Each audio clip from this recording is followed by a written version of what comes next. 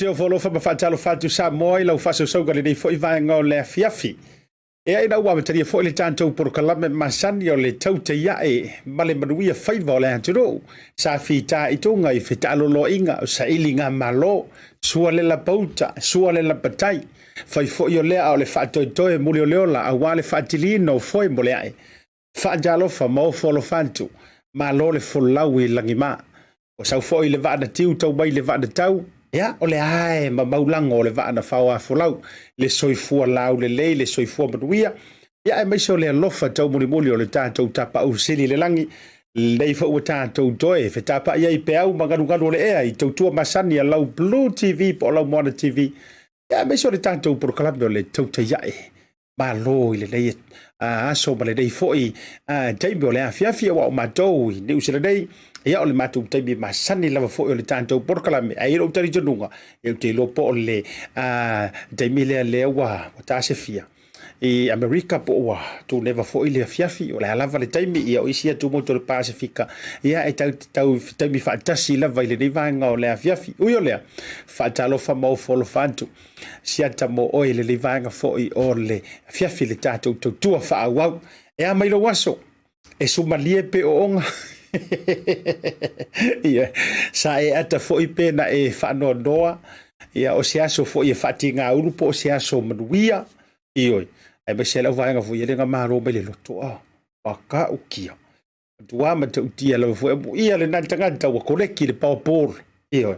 ia e fa mai le tala le tusi e siliasi me manu e maua marfile mu ole o langa foi nei tumu foi lo tama fau I mo onga ia e na o le faiva vale lava ia ai atato fa boy le tua o e nante laulau mai le mea ai e te tau maleso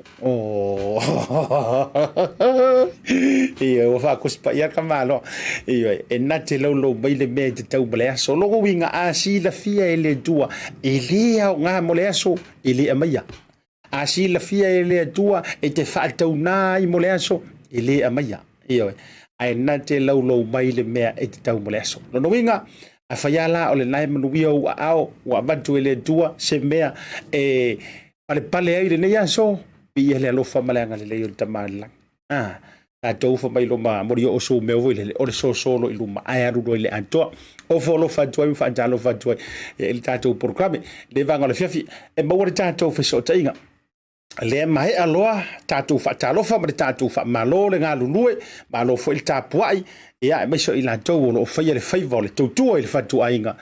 ia ma le fa talo fa tu o ma pa anga ma mai o lo sa afirungo le tātou programe malo le folau ioi o mi le tātou share ma le like ma le love ia e whai loa tuai le tātou programe ia wai le o toi nā fui ma le laina ia toi whaawawina i o le whoro usua Samoa ia ile nei fui vanga o le afiafi a langa e whaawau pia tātou programe ia ile nei vanga masani ai o ele te mahuta mai runga le programe ma lo lava le whaatua toa uo ma paanga mai le tātou BluTV ia o wholo whantu asiata ia te o ile nei vanga o le afiafi o amai ia tau le tō laulawina e ia le aso i tau te shout out ma whailoa lo sua whaia e fo iaso ia tau te alu ai le tai au whainga lau tele oe lea e te mai mua mai po New Zealand, po Australia, po Amerika, po Hawaii, po Europa ioi, po le Middle East, po Asia po le Pasifika, po Samoa foi ia o le awa whaatalo whatu e lau i o le fiso lau o le tolo ai ala e tasi i le maunga iolo. Te le risi o vaenga tutupu tono si o tātou tunu nei. Ai le manumanunga, le anga o le ua mawari tātou vave fiso o tainga. Ma le fionga i le minister, tātou woma mai. Ia i lunga o le proklame a stofi te tasi. Le anga o le pisir ka malo le fonkanga. A le ua mawari tātou wamanoa. Tātou atu mua e fasalalonga whapisi nisi. A fo i mai. A whailoa i le fionga i a Faualo. Le fau Harry Schuster le minister o leo ma whare pui pui. Lunga o le proklame le vanga o le fiafi.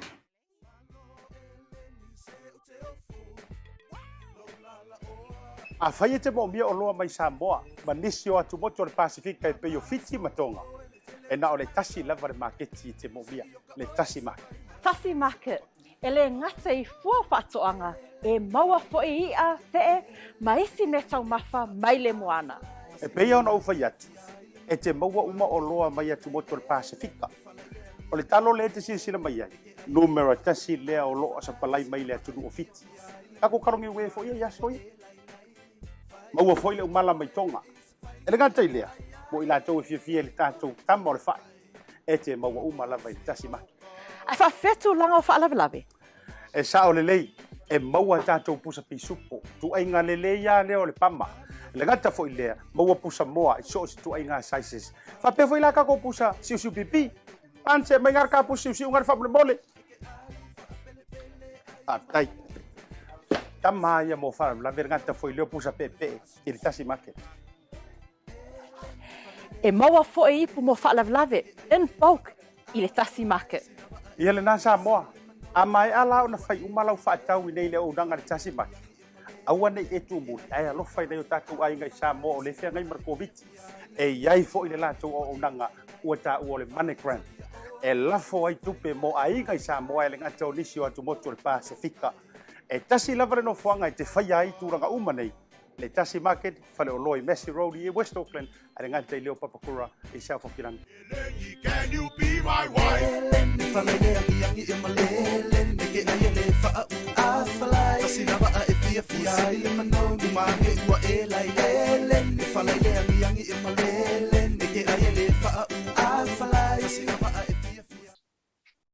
Ia au te fia e toi whawhira ia tu Samoa i lau whasau kare nei vanga o le fiafi. I le tātou proklame masani peo na uwhailo i le teimi ua whanua ai tātou tele i me i le malolonga. E fo i mai loa, maua le tātou wawanoa, a taritala noanga. Ia ma le afionga i le minister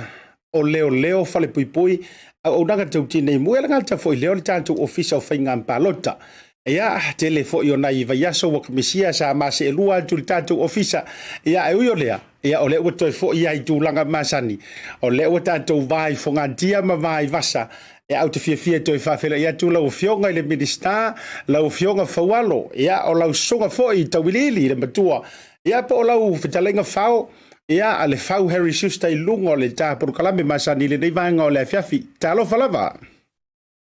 Alofa, alofa talenga. Asiata, ia maloa langi mama le soifua maua le ne yaso maloa le Tautai malo le tautua. Ia fatalofa tu foi le pai tupu mai o se tatu tunu o lo lalampapa au New Zealand matunu mau matunu ifafu. ia fa pe foi le fa talo fa mo folo fa tu pa fenga taulangi o pa ta fa taulanga fia lo fa no manu mo na ta tu tangata I me lo tau tua ia fa pe foi ta tu no pele o Samoni maloa ia da te tau fai fatalo fai langa le o le tua o vai tua Iwa o tau vai tu foi le pe te lau fonga fia e pe wale atu tolu fia I o lo misia o I tatu mafutanga le manu kau mo la me se vo nei nusila lau fionga le minista asiata ia o mtua misia le feloi hoi Maota ia se fanga lenga ia le ngata le ona I tangata hoi o se tatu o tunu a inga o ia o se vai tangata hoi le masani ia feloi fia nai manu ile tatu fare kofe manu kau ia mtua misia tua hoi le mana ia le maftanga ia ta hoi to foi mai ni Samoa Faualo tute mo le tu fa tai tele la ftalinga ia fa pe hoi si uso ia asiata tina ia male to tele ho na wo ma inga na a lo fai fo ia fa pe hoi malu le tunu o isi o tele masani ia sa tele o la lo fa mai vo il temi fenga malanga o ina fa tai tele fa tai la lo fa Samoa ia io le nganga fia foi le na le maro le tudu io tele I lanto mai ona felo ia tu mai fai mai siata se le tamali se foi le kuoli o le upulea e fa pe ma to pi to fai ngata se ma to wa no el minister so le ka mali ngale wa kwari e tala noa so se tangata ma tua pe la ititi ta wo lo pe fa ta va e fa soa ma fia e o fatu ia o tamo le va le vionga le minister ia o le ia ona o lo taimi o le fo e to e lo male matali o le fono le dei vangolas ia ona vai nga ona mata upo fia fa fisilingia a o mata upo fo yo lo tele na lawalunga o le fo wa ia la to fa savalina le komiti su te fia fisilia tu lava o le wa ma wa inisia me so ma to tu ma lo fa vai monga ta to ina le vai monga ia le na matai foi fa tara no angol se furu pasene lava le nei wa faima ioe a pese fa longo talinga talu mai ona o mai fainga malo fo to tonu ma fai a fina unga le vanga le o le la walunga ni si o fine ngalo ave ese ia le na se furu pasene ia ai fai lava le fa to fa la inga mata ia la la walunga ile mana io naitina ia pe fa pe palo to mai wai pe yo le ave ese ile ia te tau ale tu malo na ave ile la to tu silima ise sui e la to te fa tu ina o le aso fina ngalo au ia se fofuanga e tau ono fesuita ile fainga le vainga le lo fionga minista a partai tele asiata o se fesili taua tele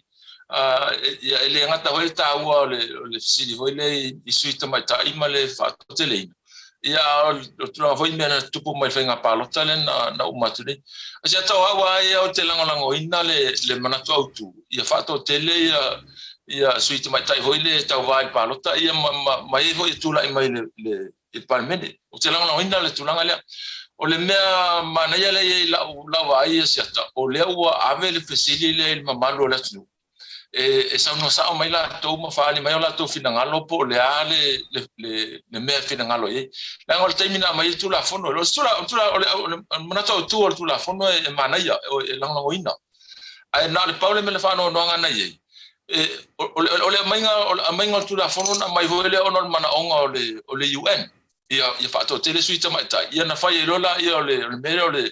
o le se full percent ele sil ni ia malo ta to o se manatu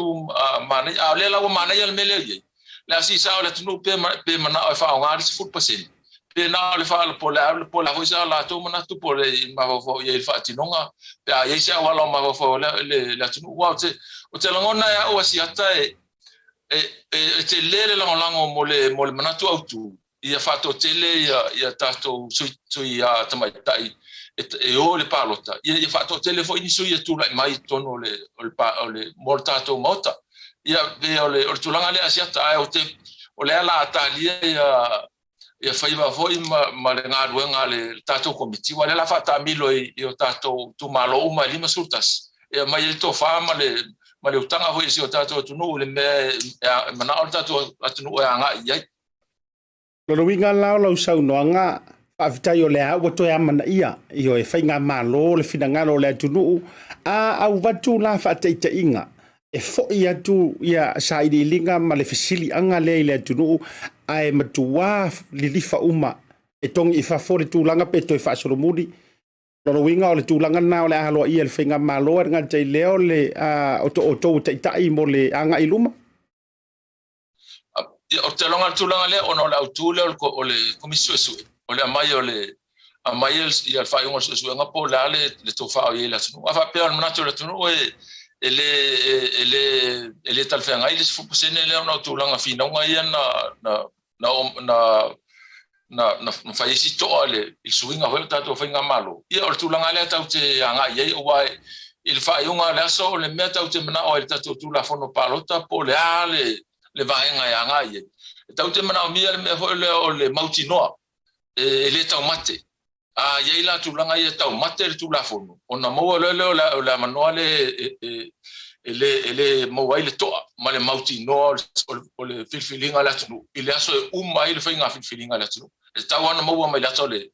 laso le filfilinga le atunu le banga whai e li lifa I le toa wha ma le whaatuatuanga le atunu e teita ia le atunu. Malo whaafetai. O au tai ai tūlanga o le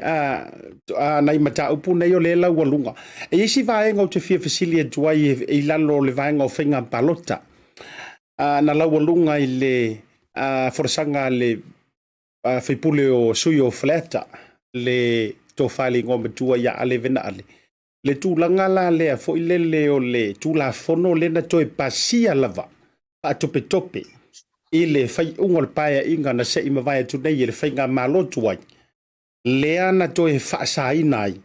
Ona toe sui se pātia se sui tau wā. Sa I lalo se pāti na ia filifilia ma sau ai totono le pāle mene. Ai awa ai atu ua whaale tōnunga tūlanga li taita inga ma nisi o manu lau ti wa leonga tasi.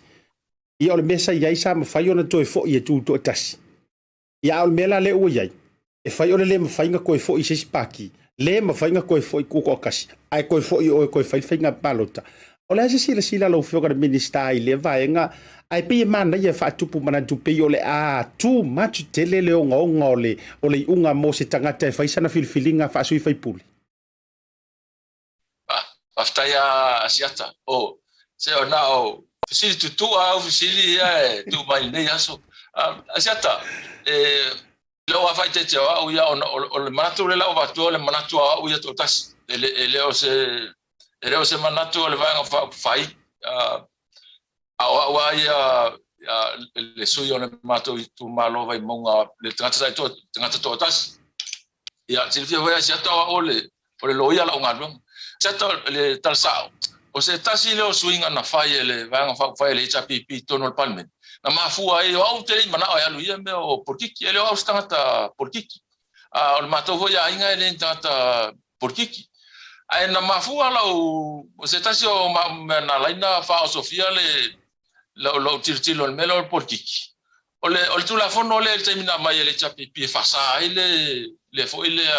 lo wese mai vanga fai na ia. Ai pa me fatanga lo walu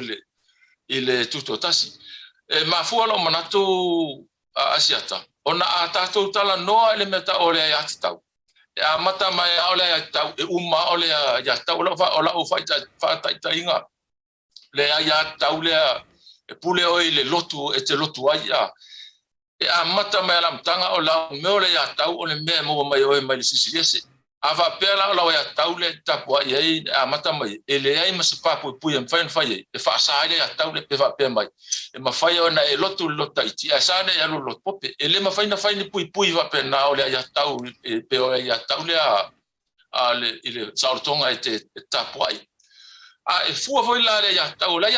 le o ya tau foi le ma fai ona e fai pa anga ma seisia tangata ile tatu atu I se me e fo e tu sai lo fina ngalo so seisia ile tau le o tu langa la le ya o fatu sanga o matou lo ia e ile matou ya tau e ni silo e matema tu fata si fatu sa matou society ele ai e fa sai fa vai ona fai se tu la fon e be se ele matou ya tau le pa wan me ya awane ye se tu langa fo le o le autu o le matou me le tau fo fa tu e sa ele tu la fon pa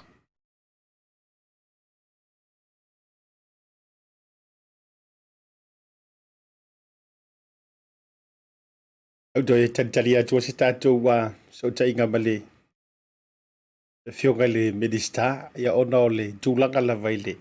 pa le tono le tātou so ta inga ma Samoa au interneti. O le tātou lava pitolo o kei ia au te loa ona o le so ta inga mai Samoa. Ia, e le ase ngā ruenga tau tu e fia whai ai tūlanga tau so ta inga tau interneti.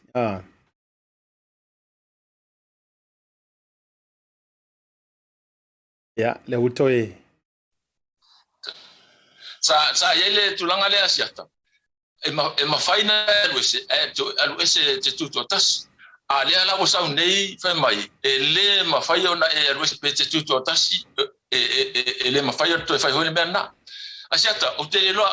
o tapula ia fa e lo le tapula ele fa ngola o ya tau ele se senga o le winga lo tala o la me ale ga se la o ya tau e te aluese alu le si va fa au fai malo o se tuto tas lale o le aluese o la me fa sa ai o le ala o tapula o ya tau e fa tanga tu la forma mua e fa tanga na e aluese pa e alu ti tuto tasi mai ai fa sa ne e alu le si vai nga fa fai ia o te lona il tilo hoile mesa tupu i sia tonu ia tato pasifika ya Papua ma Solomona ho e su ya i fa malo ona e su ya i me hoita ia asiata isi o ho ia vai nga wa uia ile nei ya tulanga hoile o sa tsonga fa temkalas ile se me fa sa na me ile o se me le anga fo ile le tulanga nga ile manatu o le sa o tonga o tangata ile tuto tasi ato no ye ma fa nga va pe o isi tangata yana no ese ona o le tupe ia o tato o tangata o le mele tupu ai afa pe fuala o le mafu anga o te aru ese ai ona o le tali tonu ta inga le ta ye se va fa ye se ta yo lo yai ai le ilo le la ngoninga e la ye fa ba ye tu la fon se mafu ang o la me ale fa sa tu la ngale ye wale la pe la fa ile fa sa nga ona ao ese wa su ya i fa nga malo ye ma tu la fa pe o ya la e la le ole alu ese o tangata ona ole tupe male fa tosina ia ola uva aila ia asiata ia sio ua vai nga ia ole la afu ele itu etasi le mafuanga fa saina luis ai tele mafuanga len fa no ese tata mai lesi fa ufai yo lesi va fa ufai ma ano foi le ole ano foi le ta ole mele ta ole ya tau ole le ia se tapula ile wa ya tau fa nga ile wa ya wa ia o te le la lango ina si tu ai nga tapula a po se tapu e fai le ya tau e te lua fai paanga ma si fai pule tono al Maota pe fai te lua pati pe te lua e se tu te le lango ina se tapu va pe e sana tupu le mela e te ia lo va fai sana e lusi o se o manatu problema fo anga pe fa pe mai pe men fai le chapipi e tanga pe e lo tu tasi e sa pe lo te o le tautua po si vai fa fai to ai ole lang noina ya o ya ona eleta lia lo ma fa ma tal tonu o ya ile meta ole ya tau mal pulenga sa loto o fenga malo te eleta lia al fina nga le ya ai ele fai so manatu le tulanga ya pe ona fa ya tu e ya itu ya afu ai ona fai tu la fono le ya o la vo va e ui ia ma fu anga ole ese su ya fai nga malo fa pe te o fa so sina fa tu o le mesilia tu ole pui ia itu ia atonu moni pele mon po le fatino le ia tau ana mai le tu ai fia luese ai fia no fo ia pe si o vai inga na asiata Faftai te le lau faftai lo fionga ile benista me se fo yo lo lava fina ngalo a tonu lava maoti na lo lava fionga ia e matua malama si vanga ngari tanga dai le fia malama ia por tanga te fo ia o filifilia ia o la pe le malama ona le manino le ile vaenga o le wa e sauno tonu ma tu tonu ia lo fina ngalo awa afua fo ia e pe le tulanga laualunga a e alu ese nei la e te tu to tasi e sa oi lau saunoanga ono waru ese ai de paki ono waru ese awa e pe ke ku ko kasi pe e te alu ise isi fainga pati wale o to ia isau i o nga na fuaina e ile pati mua no winga ele ia la se me te tau i fuala ona tau fio fifua lau waru ese e ke fafolo male fali ia pulele o peke alu yuka peke alu kai awa o mea umala fo i ole a i oi to tono le pale mene matulanga ai longa ato ye sau lango lango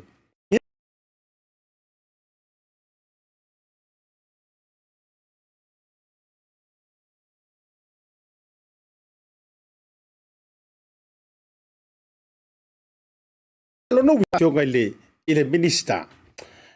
o le tūlanga fo ila lea e le na whaali ai se whina ngalo le sunga ya tu epa le tai fo i o le tua ngai ia ile nei taimi ma whapea mai sona whina ngalo ile au o ia ile tūlanga lea o le tatala mai o le avanoa e pā lota tuai i la tau o lo ia tunu i whafo peila o mātou ile mana o fu ile le ai a fia pā lo karkangaka punga ile wa lele ia mamalanga tu i Samoa a o whina ngalo sunga tu le epa Ele ai ele te tau ona maua mai fuava noa na le na tau talo sanga tuai matou. Ia wa afuange ia ngar koviki. Ia longo winga kai fies furung fainga palo ka fa ko ai fain ko sa ko fa pe le fainga le la tato fiola mal fa mai. Ma fai le fa sa le le telo fe malanga inga. Ai ola so fina galo ile tulanga. E mai so le tula fono le mo ava no mo manto me fai ona palota tuai pe me fai na mato wo le official le ko nge sula ai ko me singa ia tulanga fa pe dama fa tino ile vainga lo fio. Pa taya asiata bane telsi ole memo mo te fa marino asiata. Ile tano mai fa pe ho ile me foule le tulanga le. Ele o se me fou. Ole winga la tala asiata ile taimin ne tato tulafono. Ele o fa sa ina le palota o tato Samoa mai I fafo. Ile taimi o fainga palota Samoa. Ai anu la lunga le tulanga le. E te le sitala lo ile te palota I Samoa. E tu mau alo soafa le sitala se banga na o e saufa mai abi ese lo soafa la o la wa e alu I fafo. O wa e maliu. Ava pela e te malanga I fafo le wa alo te no fo mau I tunu I fafo. Ele o ese tu la fono va mai. E te malanga lo te no fo mau New Zealand po Australia. O le mfailona e toi palota ya Samoa e ese lo soafa. Tu la fono le te mine le life atanga al mena. Pe lo sfurta usanga e no fo New Zealand le te stala indi. Ai sa wa ta usanga le failfa palota o la fail sa wa palota e palota. Ele o se mea fo la le mele le Asiata Pio Vaoliko manino le tulanga na paule wala le yai o le taimile nei o le e tapula alfa atinoina I tangata na le seni Samoa na le sitala o atu ele o mau fafo a lai ele ave se ale le sua fase wa paola wala ave se o lo sawa ave se o e no fo mau I fafo polo maliu o le wala la le titilo le tato fainga malu o le tala tu I se wala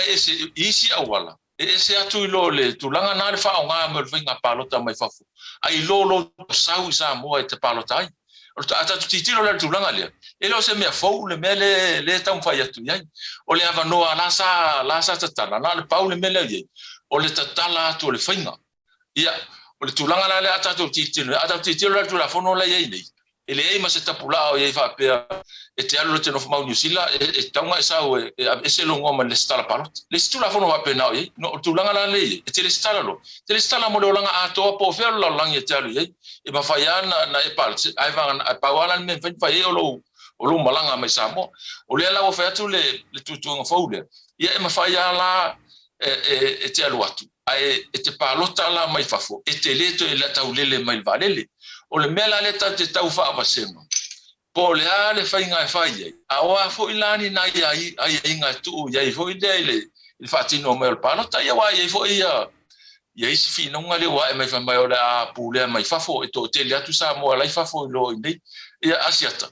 ia ta pe o me hoile o la fa fe ta to ia tu Tautai lo po ese tu a o te ali o na ngo fo le iku yo te ai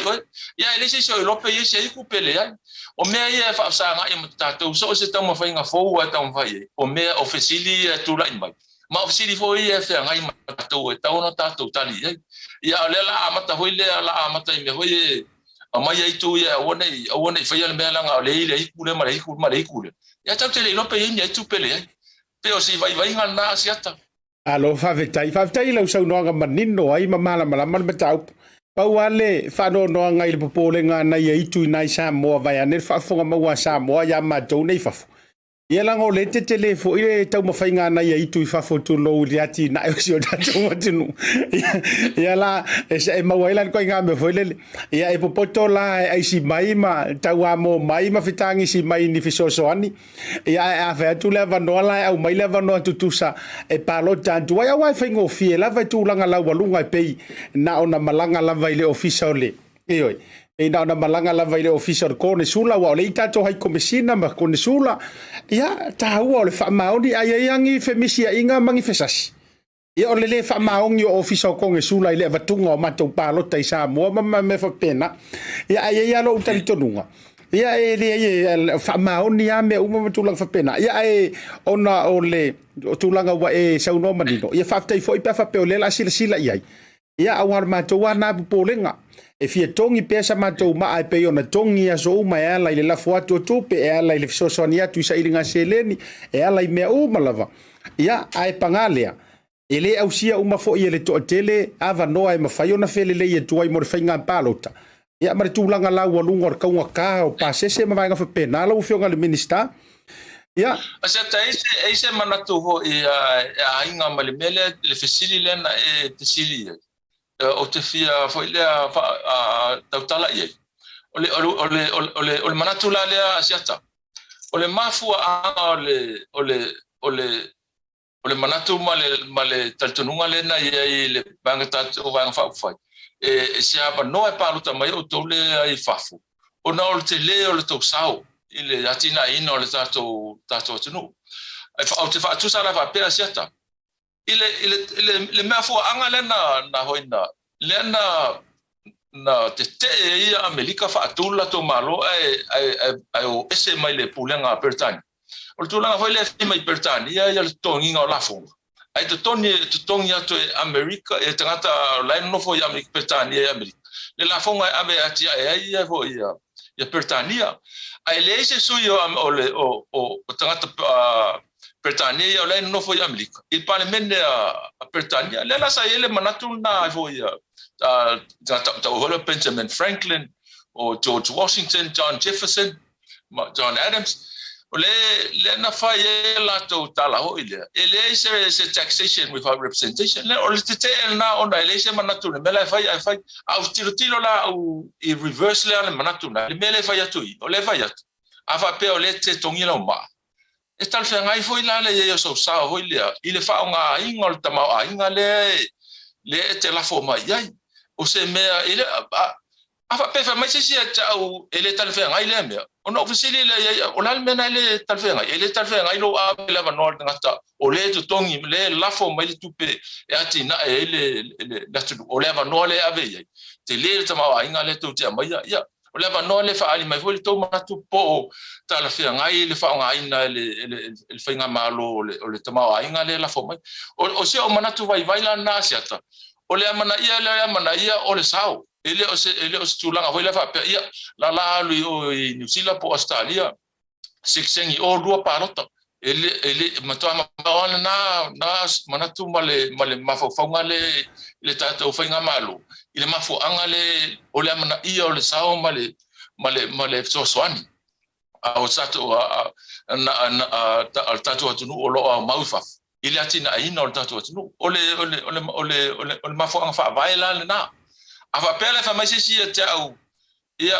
la vanga le lafo mai le ongo sala milion ile il kausanga o le vesia vango fa mai sala to sau so la mako mel fa ngala fa ka ia ka ilo ke o fa pe o te vai fa valvalia fo al fa ka ia o kali anga os finga nga fa pe asiata ia o si o vai nga ni o ma fa fa na Malo fautai tele le to fa de tala la u fionga le minister me se fo le sila to ai le fa la teleina ia wa fo ia vanoa e pe no wa na fa yatu ia e fa pela e o va o mato wa tu fa ya ngi kong pa wale mea o le kisi ia ai la fo tu la fa e na o le kisi ale me fai ia o tonu ma tala ma le tele o le vaenga uma o nai tanto lo fa no me se o to o tai ia mai la to fo o to tu ina le malo o le fisili fai o na manu fo ile taimi ia ua ma o stato komisina o leo ia me se fo o le fa saunia tu te talanga o poras ia o te lo se matua pisi o le tau matanga luenga le ta pena ia o le ase tala la ta mai si tato komisina lo fionga minister Asiata o toe asianga ia a moi lo mo stato komsina o la o umana fa tino nga luenga le al committee le sa fa foi ina ia le interviewing o le vanga to fitu ia sa tal sanga mai mo le avanoa ia te longa tono le si tolu vai aso le la sa nei ua maua le tato komsina ia e moi faisi umi voi leo fatali ia e ala ngona tulai mai se tal fengai ma se tangata lava le to mai malanga va ta ia lo ta le tato mtanga luenga lo ole talatu le asiata ia le tulanga le talaina o tato poras ia o leto e fai le fono va pito al campeneta e sono fua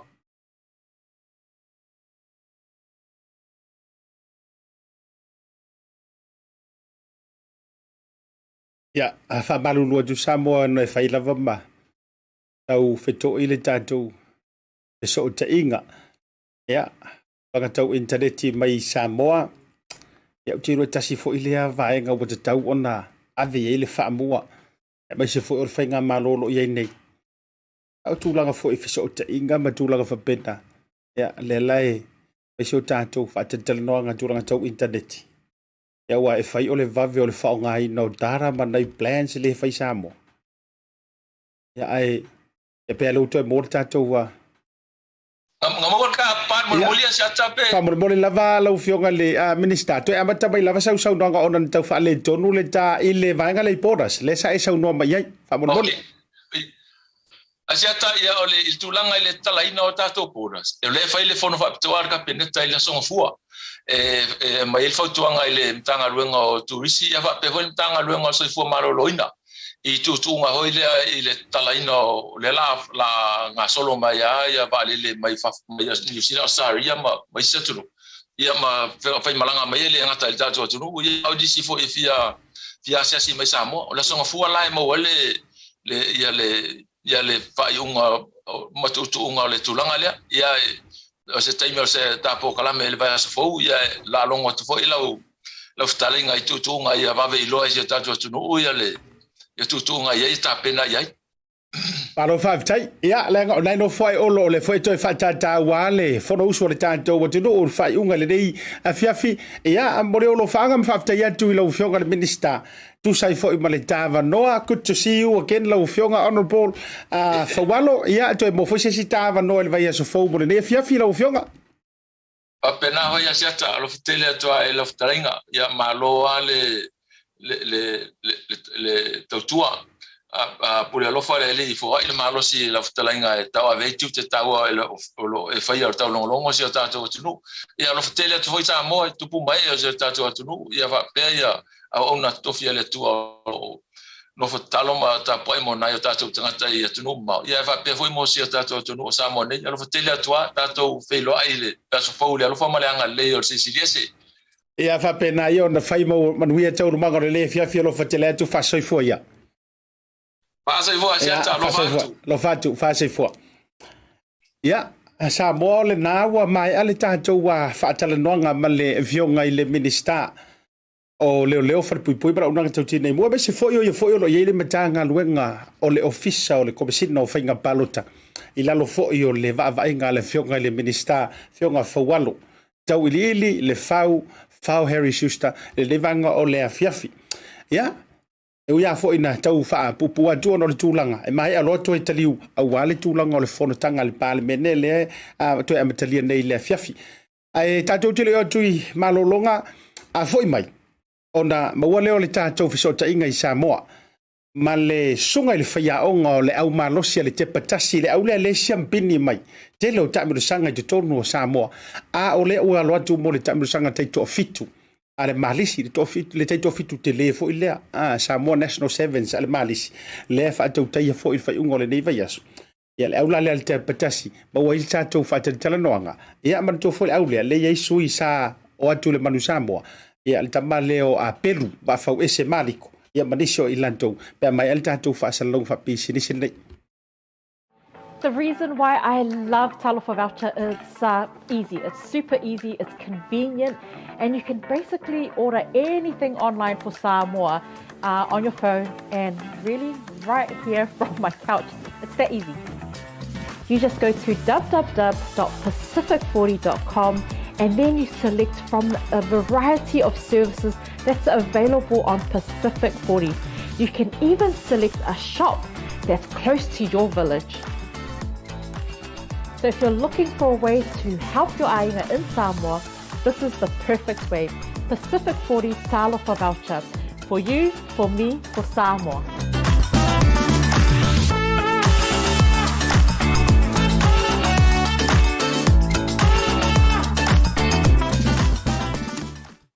O te toi whawhira ia tu le toi te liu mai ai o le porokalame le nivanga o le afiafi. E pei o le whailo fo i le taimi ua whano i tātou fiso o ta inga ma le tātou ofisa whasalalau i Samoa le unanga le BluTV ma le Bluwave. Ia mauta fia whailo ato le ua mawai le tātou fiso o ta inga. Ia ma le songa i le li whaiaonga, le tasi o au malosi wa longolongo a matala a ave mai. Ia iso tātou atunu i Samoa le au lea le tepa tasi mai le matangi. Ia olo tua i le foe mua i le au ino ngali. A whatunuina fo i o le nei au. Ia le sunga i le whawhiangainga le sunga le toa ina. Le ka le sia whapotonga Samoa po le Assemblies of God. Sunga le toa ina whawhiangainga ia malo sefo. Ia ma le lato au i tā penanga fo i. E leo toi nama le laina, leo le ata pena fo i le fitu masani le teito fitu o le malisi. Ia fo i lea waipe o le fiku ke lea le i totonu o Samoa ua leva tausanga. Ai tasila le nei au mtautia lana tau mwhainga o te whiawhia whawheloai. Lau sunga le toeina, sunga le whawhiangainga, pasta malo sefo o le coach foi po le whaiaonga le tātou au o le te patasi le nei vaenga o le whiawhi whataro whatu. Ia, whaptai lava Asiata. O le vi inga ia e whaafo i le tua. Awa o awanoa tātou te maua ia. O awanoa lava o sauni e le tua e fo i nei lao. O te whaftai atu fo i le pulisili ma le pulenga o lautou company TV. Ia ono tūlanga o se awanoa ua mawhaiuna maua e whai atu ai se mātou whamtalanga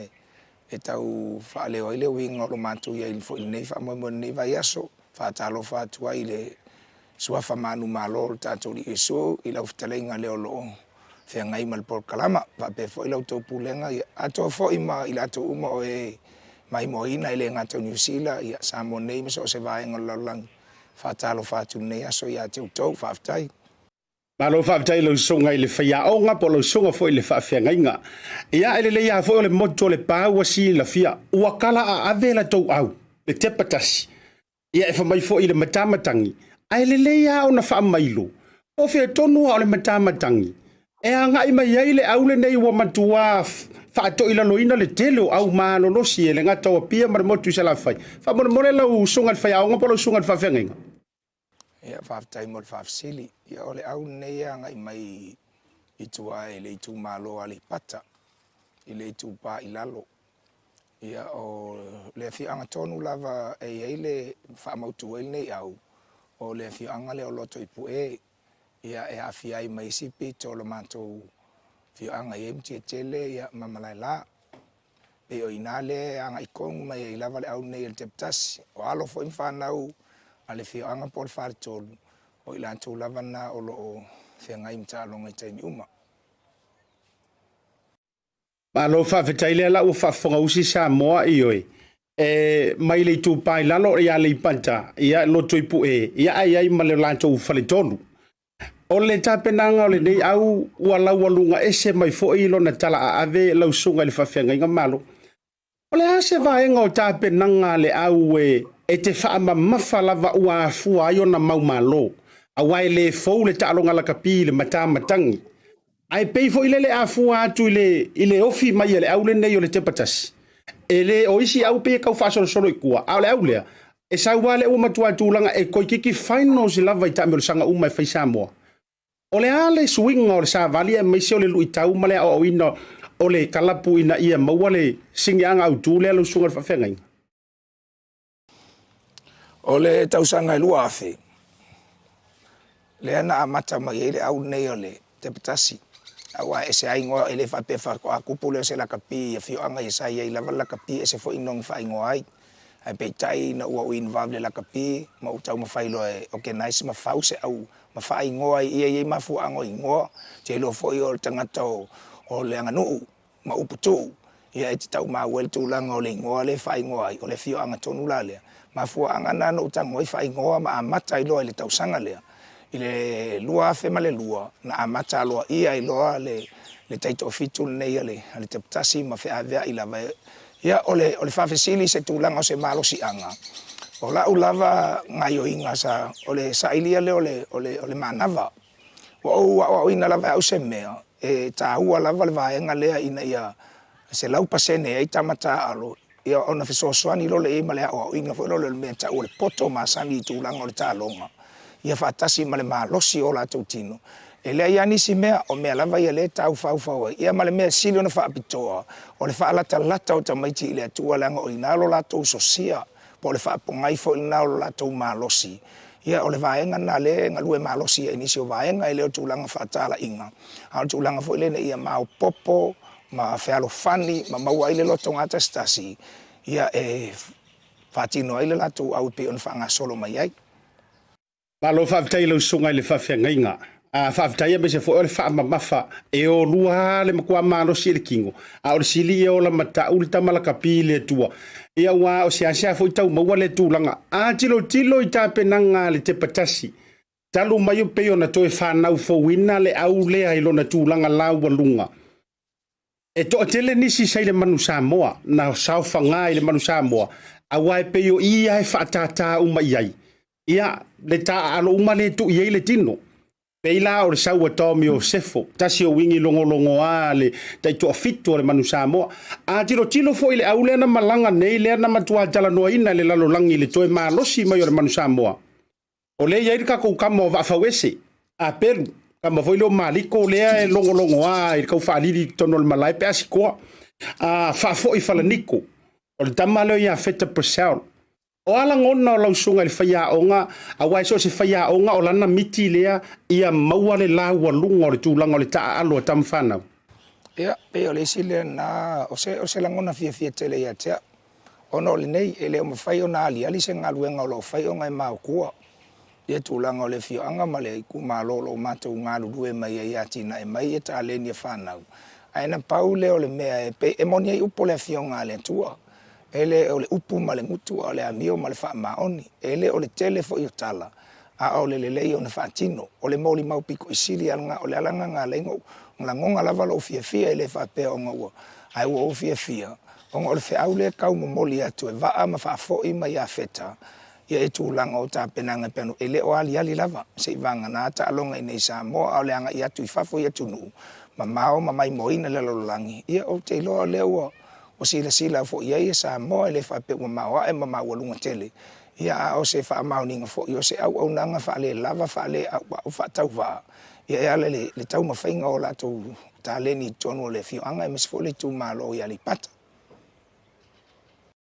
alo fa tai lo sunga le fa fe ngai nga polo sunga le fia onga ia le ala sauni ia le te Tasi o lu te vai tu fo yo le tai mua mai le sunga ia feta la au Tasi o toi utai o le lakapi sa sau whanga fo i le toa Samoa alu i au fili e tamaiti a onga i atunu i fafo ia o ata penanga ma le wha mamafa lau sunga le whaia onga o wale alo whaiva ia i le fitu tele a Samoa le fitu o le malisi ia whaftai lava ina ua lupele nei wha wa leva o na tupo ina e peitai ono suinga ono le wha mai ia sa whanga solo ia isi nei tournament fo ia e masani ia e peitai na ua toe whailo atu ia whaftai fo ile atua o fitau i mare tau nu mai fo tai to fitu le na malanga atua e o mfai fa na maua se si fa malo si au mo si au fa na ula iti le to si la ia ta longo il telo taimi ia ma fai fo i ma fa mama avenga ia la to tu lango lo la to ta alo ta penanga ia e le o sui ala va ta penanga te Tasi pe ona masan ia paula val no ta inga le ia ia o lava ta mai ti se lau pasene o tu lango le kolengi ia matulanga fo ilele ia vavena mau i o latou mafaufau faasinonga ma taiala ma le faaogāina o tulafono o le taaloga e faatatau i le polo ia na ia faafaigofie ia ma se malosi aua o tuā ia le ipata o le siʻisiʻi lava o avega foʻi avega popo ma avega kalo ia ma mea whape mto angai whaife au ole a inga. Nai mawai ngai maso, aile o lako ke le au siaten. Ia e whau ele latu au mase tau mawhai ngai pe. E o mai ala il te mine. Ia, Malaysia mea e o te tau o te pea si ata leanga ole mea lilo nai lo iloa ele whape o se mea na o mātou ole mea whaipea. E lua vai aso e mafutai lau au. Ma anga ia tu e whaile mele ole mafutanga te talo. O te fia pea o e whailoa. E whai fwoi whamanu anga se au pa whapea latu te amana. Ia lau tala leanga lo tala tonunga. E whalango umai lea tua mea i o te mana o iai. Ole maa losi, ole maa lama, a toa ma le tūlanga ole maa nava fo ilele ina ia wha atoa ina i se tāpenanga aua o te manatu fo ia uia o mea umalava e ulava i le atua mea tātou te whaia. Ole tāpenanga la te patasi ua iai. Vangana lava ua iai se sasi pa o se whaatamala o sa lātou whaatinonga. Aua ua ia whaafaya o ngai lau va iai. Ia ua iai. Na o si whaafita auri le titia leo tupu mai neia. Ona wa ye na I whanau o le matou au leo to ese. E se tasi o whanau le sa aluta I to fitu. Ona wa afia I tūlango ma e leo le COVID la a le fulu le e pesi nei. Ia leo wa afia I le li leo whafo I a manisi fo I o le whanau. Wa ye na I swinga I le aso ale nei e se mai le matou lisi sa whaiang ngafi. Ia ai lea whapolei nai ona o le alava e maua ia nisi o whanau I mwhai una whaua wina le whaamui moe paftai. Ia whaavitai lau sunga I le whaawhiangainga, ai manatu. O lea e po whala le tapua inga, a le mamalu lau tele o Samoa I le taimi nei, o le koa ke le o le matangi I lunga o le porokalame le nei. Ai mai se foi o New Zealand au se talia, e le iase se le fia whale a lilifua, I tūlanga la walunga ma le matie, ai mai se. O le kamale le matua la walunga lo na ingoa I le taitua fitu le naru nei. O le wari ia, le la vea mai e malitamo wafau ese a peru mariku. Ia feta po seao ma to telo na inisio tama fana o me se fo le sunga e faafoi ma wale ava no ala sunga le faafia ngai ke loa si e kakauanga lima tu langa o lena maua o ngai amo popo ama ngai ako fafiele kau si ai pi tau mana ia foi na seleni e mawatu ni fisoso ninga ia awani na mesi si na tama masela tu fale na tuala ngai mamao ma tau langa ala sunga le faafia ngai ia e fa ia sau no nga fai ia ma le fa manu ia le au na ta fa ma vaila Ole paftai ia manatu fo e kalango fo I male po e mal fai ke ku se fa fonga anga ele ngata o Samoa to ele lalolangi ia fa pe fo ia tu lango le tu malo ia li pata le tu pa ilunga ma le tu pa ilalo tu se fo o la tu tapua inga ia mala tu lango ia me se fo le fio anga le mamalu le fa le tolu ia male fio anga la vai po e pe ono ta ua ia tu lango le te patas ia e avatu e fo I fa taru sanga lava mombi a lava te ptasi pe anu tau whaafonga mai. Ia pauai au mele o ngā whatia e ke pakasi o na whaatino ina. O tūlanga fo ia o material se whaongai tua e koleni ele maso ma mea whaapena. Ia e peita iane o nolele lava whaasoa lava o nai se leni ai e mauele lima. Ia malatu tālonga. Ia e fsosoani e moli ai tālonga ma lava pe ono tō sila fia. E ono fo iwa yaso e whaangasolo. Ele stamisanga lo lupe. Ia e tupe lava mena ai ava pe e se loto I pue po se mtu tele po se malala po se ali pata ia po se Samoa fo e fia so ani lava nei kalapu mo le fausia ina pe o tulanga ina ia fatula I pe ave mfa manuanga ele ngata le fio anga male tu malo a o tato o tunu o ele tato au ia lai matala le fai to o le alofa e mfa ia ona mau se so ani ia mo se tau mfa nga ti di ole nei kalapu lo kapia te Tasi ia ali pata ia ave fo nei ava no e momoli tele atuela o fa afte tele lava I lau tau tāpua inga. E moni lava ele o ali mai o tau fonga se tulau. Ia ale mea mautinoa o tau whai le whaiva o whepo. I so se vaenga o le lalolangi o le tau te tāpua I mai ai. Ia pe alo whaiva le te patasi ele ngata I le taimirsanga I le vai aso nei. Ia a onisi o taimirsanga o lo lupe nei. Mo lo tau si le fia o te patasi. O lo numero tasi I Samoa nei le taito fitu. Rua tau sanga so le alava o lo laualunga lava le kalapu nei le te patasi. O nisi fo I o taito fitu I Samoa nei. O lo mato umia lava le ipu. E pei ona whangasolo e o fo se fulu lena mai a nei a le iuni le ka pia. Na alu fo I male te patasi le siampini le vaenga. Le lau mato mai fo nei vai aso. E le o se whama ualunga o le whama moe fo na o le te patasi. Ia o ma le ipu o malisi. To e pāua le o le ipu. E le I avea le te patasi. O le ipu o malisi. O te manatu fo nei tausanga I lau whaafonga anga. O le tausanga nei mātou te oai. Ma ave le ipu I ale pata. ia manuia lau tau tapoinga. Manuia foi lau sunga siaka, ai mai se foi le pule mal malu lau tau ma Faualo BluTV, ai le ngata foi le ona iuso lo foi natu por kalama Samoa nei, ia ono le nei ava no matango fio matu maua. Ia fa tele pese vi inga le tu le tatala no anga. Tautai. Ia mo moli fa malo mo ngang fa tele lau sunga i le fafia ngainga lau sunga i le toe ina. Pasta malo se fo ia o le sunga fo i le faia o ngai tusa i o le alo faiva au manu.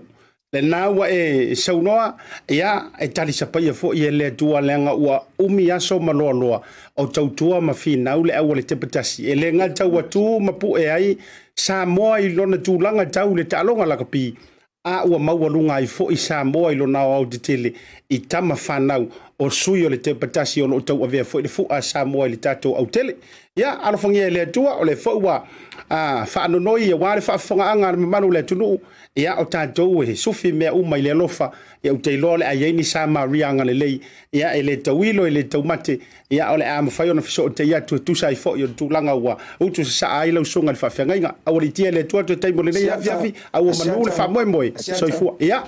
Asiata se koe whai kasi asi mele ai li whamaenga ka po kalama i le anga o le whafonga o le tamisanga ne malisi o lo ua iai se company anga le lei malofa mo le o tu mai le latou tau au e fesoasoani ai le matou au i lenei tamisanga o le company le Pacific Easy Money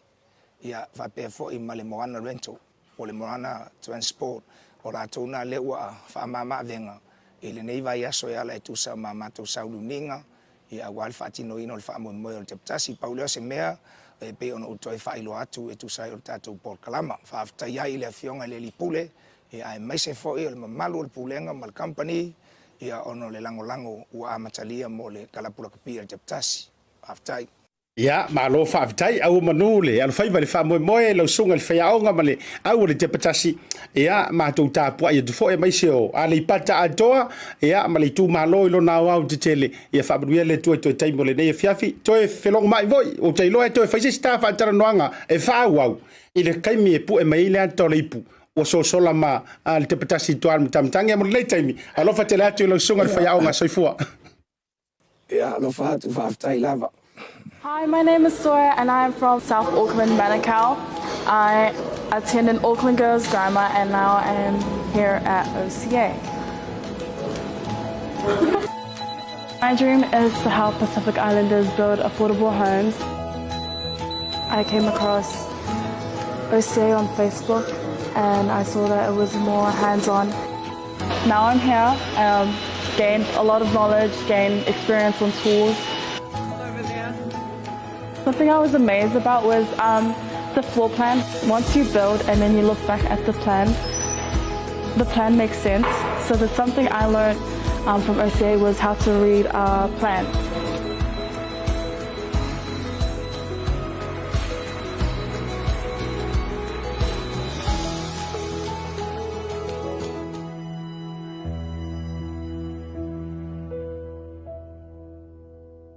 Yo, te toi whawhira i atu Samoa i le ni vanga fo i o lea fiafi whaamalo atu le pale i lunga o le tātou proklabe. I le ni vanga o lea fiafi i au te fiafia fo i whailo atu o le ua maua le tātou fiso ta inga ma sani fo i o. Ngā o kako fiso ka inga mai Samoa o le proklame le nei. Ngā o fiso ta inga mai Samoa. Au au te ro mea lava nei le tau te. Tili alu mo tau fia whaafonga iai. Po ha mai si o tātou tunu. Ia le foi la ua maua le mafso tainga ma le sui o le tātou BluTV ma le au nanga le Bluwave Samoa le tō wha a wā ai nā Folasa au le lei. I le lei vaenga foi ole a fiafi whatalo vatu i lau tō wha wā ai o tau wā wā ia tu peise hotel pe atau sao le mele u te tau mate atu ai fōringa mai wo o i hotel le lua sia singa le nei aso. Ia, matalo fatu, lau fitalinga Asiata, ia po lau tō whāwhore vai malai, ma lolo on sai, ma lo fo tau ata i ngā ruenga, tiu te whai ro whenga iai. Ma se fo le tau tō ino le tātou tinu, ia la fo le tātou fisa u tū ina i New Zealand, ia whātalo fatu, ma lolo on sai. Ia le anga lewa fisilingia, ia le no whanga lea, tu sa ato ia tātou li poti, ia moni. Ia o i stasio whale apitanga fo ilele, ia whale tali malo, ia i nei i le, i tū malo whale ata, ia o lea lae na maanga i mai. Ia le pe ona tu sa to foi ia se fatela noanga ia mastasi foi au loka pile fa sauni atu ia ile tulanga pe ona ile vai yaso ile fitu foi le malisi ia le foi sa ia ile au nei le tapas le ala ia pi nei sa so fatela malo ia ina ile topa na pu nei foi falata ia ai o le tau Samoa pe ona isilisila ma mai mo foi la tunu ia lang le lein amata mai lava le tai au ia e o mai lava le au uli nei ia mal nei fu taimi le fiafi o lo mata ngo file sulu la ia masang fi fo yo no tangata ia me se fo yo le feang yang ia le savili ia ai fa talo fatu Asiata malo so fo malo le soifua manuia o i e monila no nge sa o hala la o ma kwa le ia o la utau i iteli i o ai tatele i o i so tu te lo foi le pisi o lo tai va ia tu le tele o fa tele noanga me se vol tanto ofisa i Samoa i mono tupu ia ana fisili mai anisio le au mai moa le tanto BluTV la so na fia dia fa fisili mai fa mai Asiata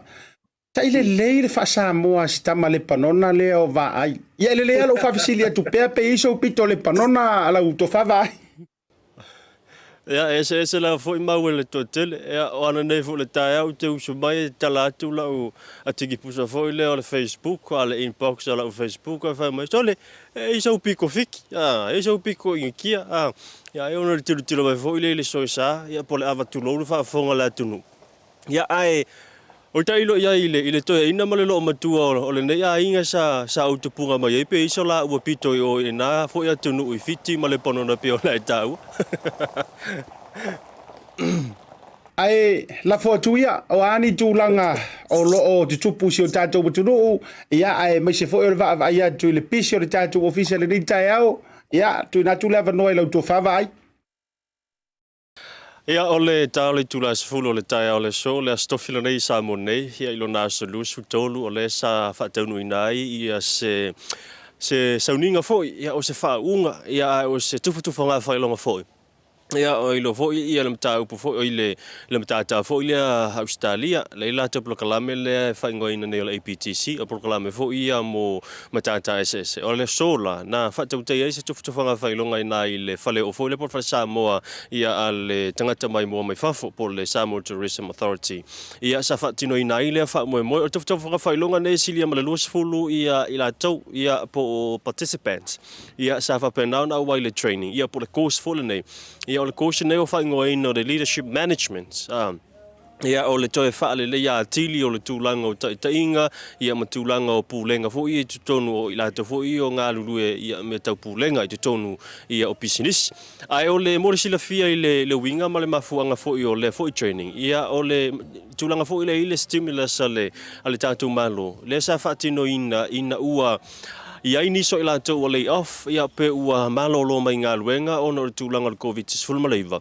ona manatu le o le fanga malo la fa matu watu se proklame le ia nga lue fa tasia i male vainga foi le o le Samoa Tourism Authority ina ia mafaiona fa pena ona to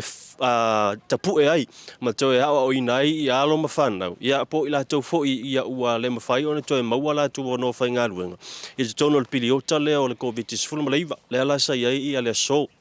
ia pe o na fatino ina ile la tu fanga failonga ia na mo foi lava no le tanto alata ia fatala no inisio sui ia sa mo fai na mo la tu spasi inisio certificate ia wa pe fatu langa lava la tu certificate mata mai lava certificate tasi o lava ia anga ile mawulunga certificate for ia len fa mo ni ina inisio tamali la tunu ia ma se tasi fo o tina ia mai le malo fiti ia ai stasi o afo o pisinisi nei Samoa lo fai nga luenga ia le tasi to mai fiti ia le foi Samoa le vano e fa soai ia ina officialing ia le tato BluTV ia ai o te lo la mai mo mai pe le tato tunu ia ina fa tala noanga nei ia manisi foi ia o sui na mafai ona fa wina ia ile foi ia porkalame ia ale onga le Australia le APTC. Yeah, congratulations Winston. Yeah, malo la vole un sai, malo le tam fai fo ile fa moi. Se fai ona e fa matala ia uli le nei training ala son ta u ma sa nga ia e lo fiong fa moi. Ja, fa taya mo si ia le ni ta mata mo fi wai ma ia fa moi. Ia tai voi le STA ma le BTC ma lo Samoa la to fo lang. Ia ai o le nei course pe to si la fia o le leadership ma le management ia e pei o le ao ngā le neimia, ia o le teiteina lava o tangata whainga ruenga, ia mese foi ia o le whaafoeina o resources o a mai tatou lima, mese foi ia o sosoani mai e ngata i le mālo, ia o tonu foi ia o company, ma ia o le pei o tasi nā whawhita uli o sila fia foi ia o ao ngā ia le nei course po le training. Na ia o tauina mwha pena ina ia leaders po managers pule. Ina ia mwhai o na lato whaafoeina ia mea tō tino tu watu I lima wa te ro taimi ia e tele na sesel whaongaina ia ai e tau lava ona ia a mesea o mai o tūlafono policies ma regulations e whaawhea whaonga le rei whaonga tatau ia mea tō tino resources o atu me tatou ia me se foi pe whaawhea na taitaina le leia I lau whainga luenga ma tanga luenga pūlenga mea pe ole me tāu ana le kos malo whaaro Aftai lau fionga o le mai tau atu I le matuolo soifua ia le tūlanga nei ia le o ngata ilo fia tau mwhai pia la se vaenga na whao sofia I pia lau fionga I mwhai ona e anga I pia ia wau teiloa tātou lau matua ia e tatou ngā fōile le toi mō miona toi anga ia onga la se whao sofia nga mō lau fionga ia ai whai tau atu spa ia e tō tele ia o tangata o leri, tangata tuspa ia matutu a lavasi ia pe o Mose i o Arona ia a pela amo ia e le fa pe o le finau ai e pe o a fai o matua foilo soifua ma I o tele foi me totia o sila fia ia nga foi to e fa lau tele ina fa le a tili a o le resources ma le ata mai ma le le to mai le o ia ia matua te le lava I faso atu ia tau ia e whaftai le livona le mai pele nganga o le toi finau ia pe ia o le launga whaiwhi au neta o luna le finau whawau ia o la sila fiaru po atu spai o le tele o lo wata mai ma le pe me le sa no mai whaiwhi au whawau pena ina o ia la tele foi la le manuia o lo fasoa ia wa le lava le to mai le lava le informations understanding ia la finga ta fo ia na limiti lo fasoa ia pe le nganga fasofia fo ia tam fai to fa wa yeah whaftai lava congratulations for your achievements just tell us what's the importance of this training for you and your career okay thank you. First of all, I would like to take this opportunity to thank the beautiful country of Samoa, especially to STA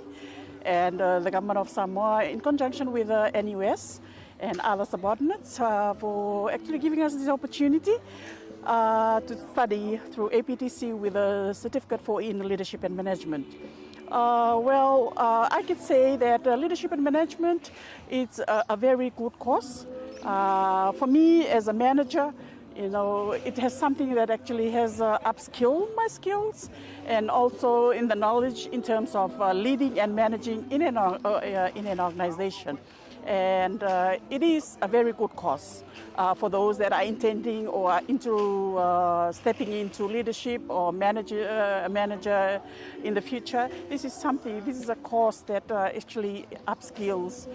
your knowledge, your skills to the better, to the next level in terms of leading and managing into any organization. And it hasn't been challenging. Especially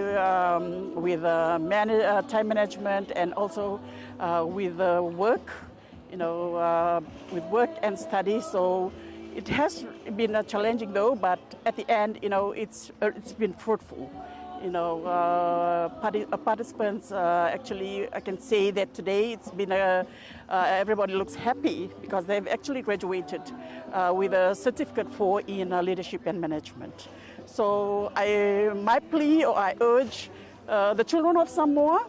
for the future leaders of Samoa. This is one of the courses that I will always recommend for the people of Samoa, or for students or anyone in particular that wants to step into leading and managing into any organization as a whole. Okay, thank you so much. Who support you? So this course are funded by our government or your government? Actually, it was actually funded by the government. It was actually STA that actually got into in conjunction with the government. So I would say, it's been an honor, it's a privilege, and for me, I'm fortunate to be given this opportunity to make use in your beautiful country of Samoa in attaining this certificate for leadership and management. Okay, thank you, ma'am. Thank you. Yeah, congratulations. Now sin fam talanga pupu la vai le wing on le training le fa le so. Okay, ole training fascina ta wo tono le lama fa final wenga ya me se fo tono office ma company se tono Samoa fa tele na le malama ya me se fo yo me se lava le tu le o tai na o wenga ta wo tele ta wo ni o mai tono wenga ya me se fo yo tono tanga wenga ma company Tasi tono le tono ia o se awala fo ia mawhaiona sosoani ai mo le tele o tātou ngā ruenga i tono se tātou atonu ia wae pe ona silefia ia iai ia vaenga fo ia vai ia tele o tanga ruenga ia tele fo ia vaenga i tono company ia e whaftai le ae o tō whai le whainga malo ia me se fo ia o le malo fo ia tuana ia mo le lantou sosoani fo i sai mania o tai ole ase umisa fa tino ina ile training le a ole a fo ile tulanga sa totongi la vai o ile pili pesa isi sala ngolongo ina le training tai mo le no ole training sa fa aluina ile sarupe a male ono masina taluna amata ia ole vaenga fo ile ole stimulus package for year malo le na safa alu tu ale fenga malo le JPP o le vaenga langa le sa so ni mo le tongi na ma fatu pe no o ngani e me se fo ele ngata fo yo tono tanga lu e me se fo vaenga company tai to Tasi o ia la vaia vaenga o mai ona filia mai ia tanga tai to Tasi o vaia o mai Ia asiata o leisi vaenga mo le sila fia pea le tātou utinu. Ia tūlanga o le whanga solo lava i a whono le parliament. Ia stasile o vaenga o lo o matua tūli matai pea le tātou utinu. E se mai lai le whaatino ina ma le whanga solonga o whono le parliament e lo i aile temile nei o lo whaatala noa ina ai. Ma whai e whawhala fo inga i lungo le talawhatau o tūra tupe. Au le i o atu lona whaitonga lona lua mapasi ai. Ia ai o le whaanga solo ni se whaatala noa ngai tua i nuu mafio anga o i tū malo fu. Mai so i tū malo whaapalo. Tau mene tua mai lau tau whaasiata i le mata upu fo i le tū la fono whainga palota. Ia mai se lao le vaenga o le tū la fono. Le i le 10%. Ia po le 10% kota fo i le mawhai ai on ausia. E se tamaitai, pe a whai ia ua le mawhai on a toa leo whai o tamaitai. I te tono le parliament e wao leo mai lava le vaenga le tūla whono. E te tau na 5 mo sui o tamaitai tono le parliament. Ia ila le vaenga le tūla whono, leo usiri fia umalea tunu 10%, lo vaenga lana, leo ua tu watu i tua whaatala noa. Ma whai e ila ilo ilonga le komisi su e whaapitoa whainga palota. Ia o lea na iele vai aso utona ia sa Tautai ai ia le whaatala noanga le komisi su e lea whaapitoa ia mo su e ina mai loina ia le afo le tula fono lea ma le i tūmalo vai maunga ia ile i tūmalo vai maunga Tasi lua tolu ma le wha ia mai i tūmalo umai ia vai maunga ia na o lātou lango ina ia le ave ese ina ia pe lātou te ena le whaonga ina o le 10% nei o lātou mau. Ia e le te tau una toi whaonga ina se 10% nei. Ia po se upu whaingofie mo te tau ana solo ia, repeal. Pe ave ese ia tūla whono lea po le vaenga leo le tūla whono whainga palo, 10%. E fua mai pe peis mai le lātou fo i manatu. Ia i le tūlanga sa iai ia where ia tūlanga fo leo whete na inga. Ina ua mai alwhainga palo te tele Samoa le Bluwave, lua se fulma le Tasi, na mi lava se taimi o toso whaapa uloi, whaapa tololoi. Ia le vaenga, ia ono le tūlanga fo i leo le o lea foi o le tau mawhainga ina ia su e lava ma whaamalia ina le se 40% le na ia o lea la o maile la tau na mau mo tau na vaese le na se 40% ma le tele o le ves ai ia te tau o na ngai ma whaamaru sia pea tina ma tamaitai ia e tau wava i le pālota e tau wava whaatasi mali sa ili mai se tofi tu sa la pe le ku mai se ka mai kai pea ai ia te tau lava o na ngai pea e whaatino ala le tu la fono ai wana i toi whaunga ina 40% lea ia lea sa whaapena o na tamu whai whaamalie ia le 10% lea ai maise o le tau whaamalie ina o le mana onga lea na tau mawhai ia le vaenga fo i lea malo o whaatas e tau au mai ke tonu ina ia mawhai o na mana iai ia sao ti lamata mai tai i tu tonu whainga upu whai o malo o le sola ia lea na whaatau tai ai ia le whaatalanoanga lea whaleata numero lua lea o fi ai ia nuu vailoa o tulaele o Elise ia o Vaiusu ia ma se vaenga o Vainganga ia o le sola len amatai ia o le foila e whaapena on whaatalano tai au la solo na lua le tumalo whaleata numero lua tonu staimu i luma po tai au ma watu leo se au tonga pla fusi tūlanga ua mafuli ai ia ma le lifai tau fi o le tumalo whaleata numero lua ila le fo i whaatalanoanga ia e pei ona whaanga solo toi tua ia le komisi whaapitoa ia mo le vaenga leo whainga pa lota ia ai o nisi nao o vaenga ta ua lava ia ile na yaso ia mo le sila fia le tatu o tunu lau whetalainga asiata se vanga na ua isa simata upu e se mai mta upu ta ua ia e fia silingia ia ile ta whatanonga fo ile nei vaenga le aso Malo whaftai tele lau to wha va ai tu sai fo i o tatu update mana ia vaenga o lo tutupu whatupu manatu ai mai se lava le tūlanga la lea na si ui mai ia u update matala oto i le whaasavalina o le mata upu lea i le se 10% oi e taua tele le tūlanga lea au le tau mai tau atu peila o le tau amata lilifa ia i la tau fo i lea mai tu malo le tūla i mai ia sui o le HRPP mata tua foi ia o le vaenga lava le sa whaatula i mai le taimi o le lofoa inga le HRPP ia ona sa tau whaatatala e pe ona e tau saunoa ina ia whitala i fo i le tūlanga fo i leo le mana onga mai o malo au whaatasi ina ia mawhai ona tau aloa ia tūlanga fo i o le sao o tinamata mai tai tu tonu o ia ia te auia e sau uma i lalo le tūlanga lea i le filifilinga a lea turu ia wai a te au fo ia e matua i o ku vai lua ma lima e lua i tu tonu ia te tau ona toi whaasolomoni. O le fo ia tatu whaatalanoanga mua o le so fo i tatu whaatalanoanga le peisa whianga iai ma le fionga fo i le minista o leo ia stofi taitasi. Ia mata upu lava fo i lea la walunga i le tūlanga fo i le leo le tatau na toi whaise si whainga. Surely ia ma whaina la toi whaise si whainga.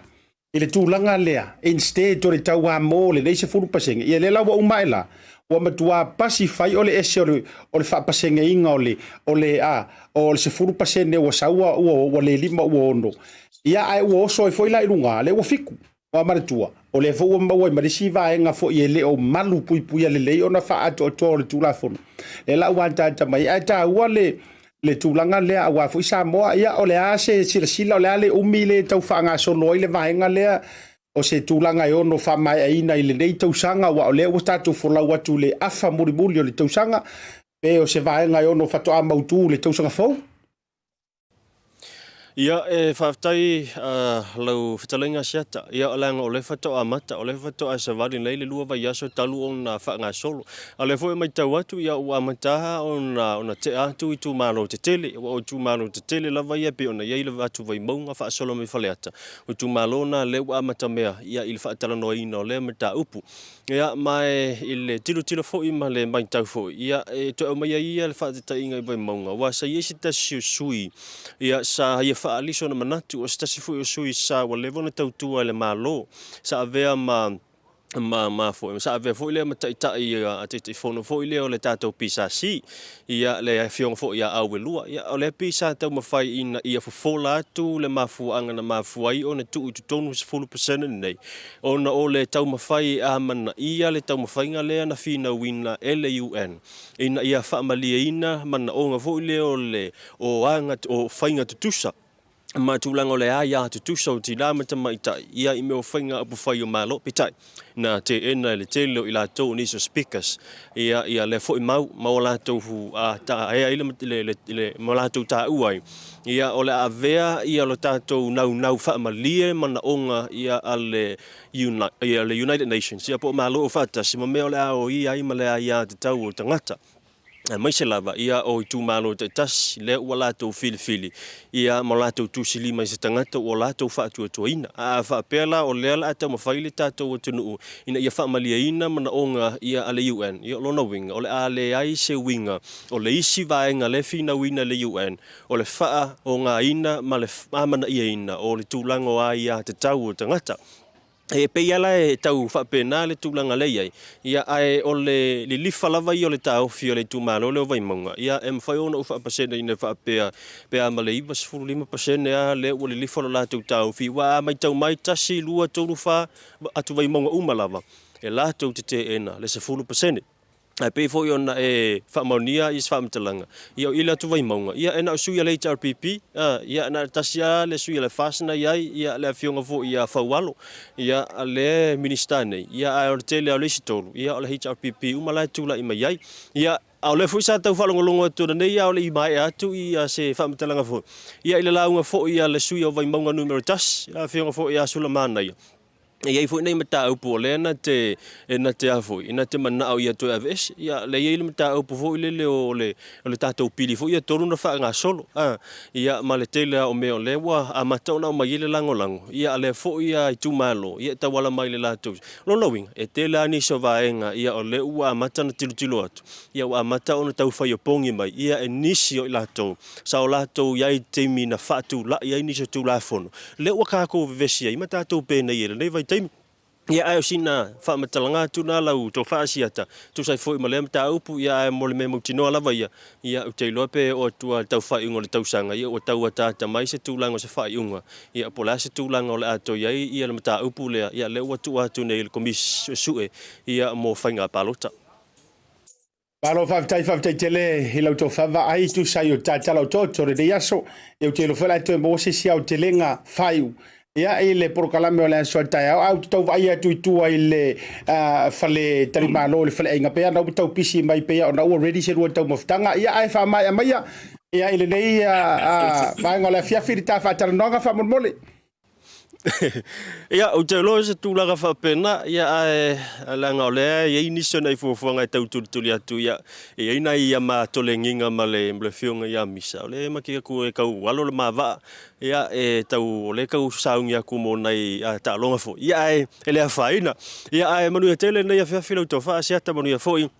whasaunga le tātou e tenu ia mai nei le tātou la le BluTV Samoa wha soifua ia. Ia whaftai tele va ai a wari tia le tua ia toi taimo le nei aso alo mali e lua va a wana I pisi di sami tātou whilo ai le so tai au soifua mai a manuia. Whilo soifua. Ia a mai a whawam tātou proklame pēr toi taliu mai ai o malolonga.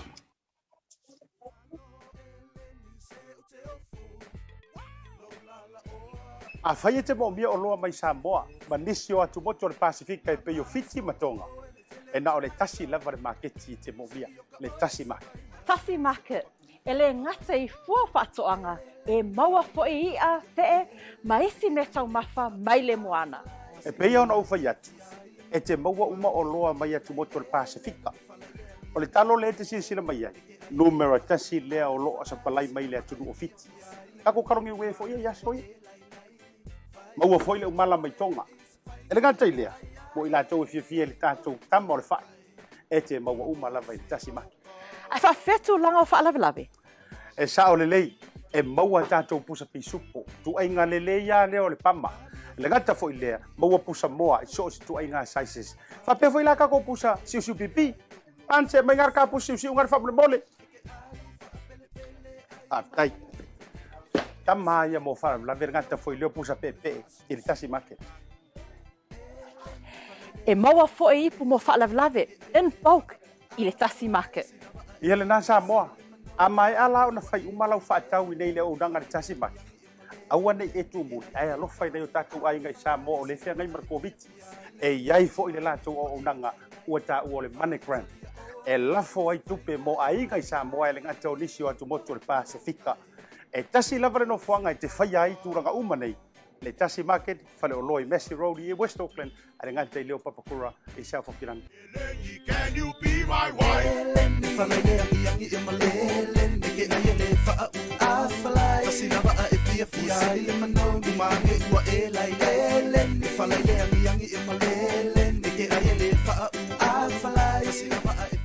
Ia toe whaatalo whatu i le toe taliu mai o le tātou porokalame ia maratu fo wala mla mwhai ule tautua le tātou BluTV o iso diso tātou talau to oto ma meo te tupu foi mai tātou i lau whanua o Aotearoa nei ona o leana tele lava ina tātou whasotai atu i Samoa o to tonga o meo te tupu i Samoa mai se foi whaataranonga mle whionga i le minister o leo ma tātou update au nisio vaenga te tupu mo tātou i usila molo tō lau si la fia tupu ina le tūlanga leo o so whainga fo i e o so whaavave au o le au ngāui le fo ina lipotia mai nai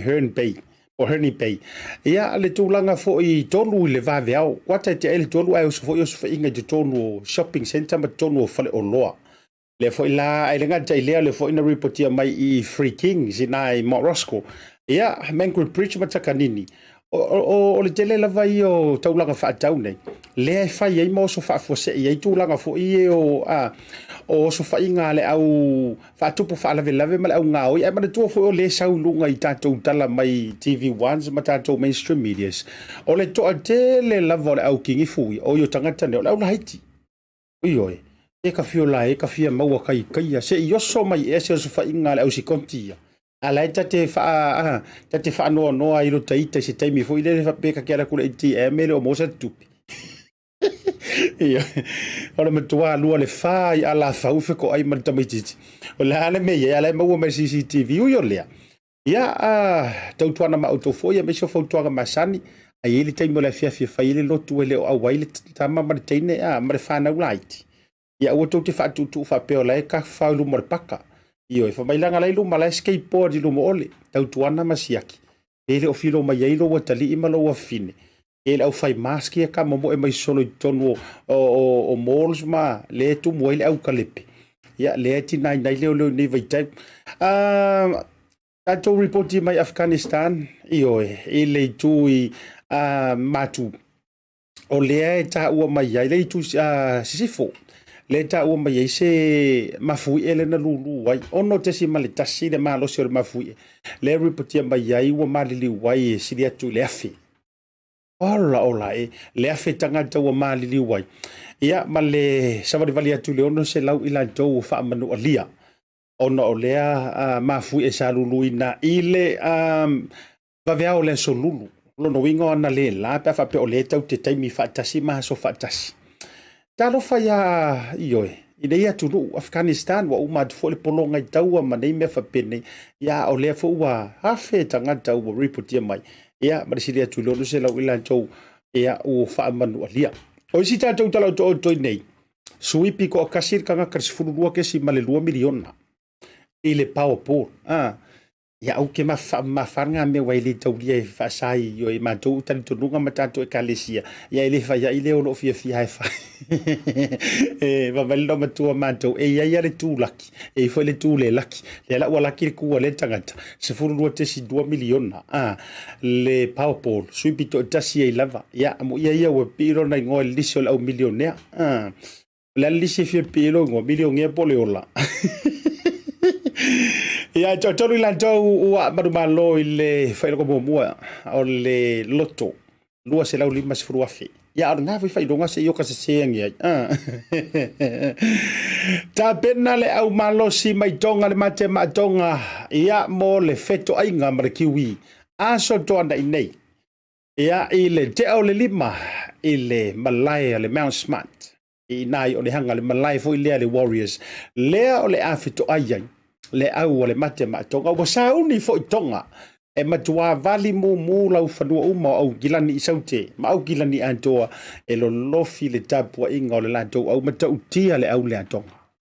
iyo o foi la ofu mu foi le so le ave la ulango lango mo tonga le ele o Crusaders ia talo sia ia le tau mawhainga o le ata le au mai e tonga o le ata lea wa te tau ona wha ata uma ia le tele o au le Pasifika ioi si e watau te mana o le toi ngā mea funge le aba hoere le pisa vea ku vai lua se ilonga e pa umai wale pikia mai le au ia na saurola ia pi second best mai ave vai whainga tamaro tau malolo ta ilo apo isi si kama ka alo e so ka alo kamale e wi tatu tam whanau alo winga o lau tala ave ar wha momo ia tonga o le saunga kau malolo i le wakoso mamayama superstar tonga ia looking forward for ile talonga lea ma le au tele New Zealand le kiwi o isi tatou vaenga daua mo le silafia o le fo ua ofar fa pitoa a le New Zealand ia la tou lava tangata whainga ruenga a whapewhila o ele te whaafonga o tau su e saunga ruenga o le mawhai o na o le su e wano whainga ruenga a le malai wa le me sio le unanga le New Zealand o na o le toi te tala i o borders matulanga pisi o le a whaolioli atu iai o le lai halu la tou whaapitoa fo ile le mo i la tou lai whainga ruenga a vatu la le tangata whainga ruenga se isi tangata e vatu e whainga ruenga ma maua se ngā ruenga fase lau oe fase lau kaka whainga ruenga ese mai le awheta lai toi whaupopo atu o ka o kai incentives o mea lo whale na whaapitoa a le company va le New Zealand lai whaila wa fo ilo no winga o tau ia whainga ruenga le New Zealand le taimi nei so ia tau te lima uma tau musu e au vatu nei tangata tau e kālesia ma nei tangata e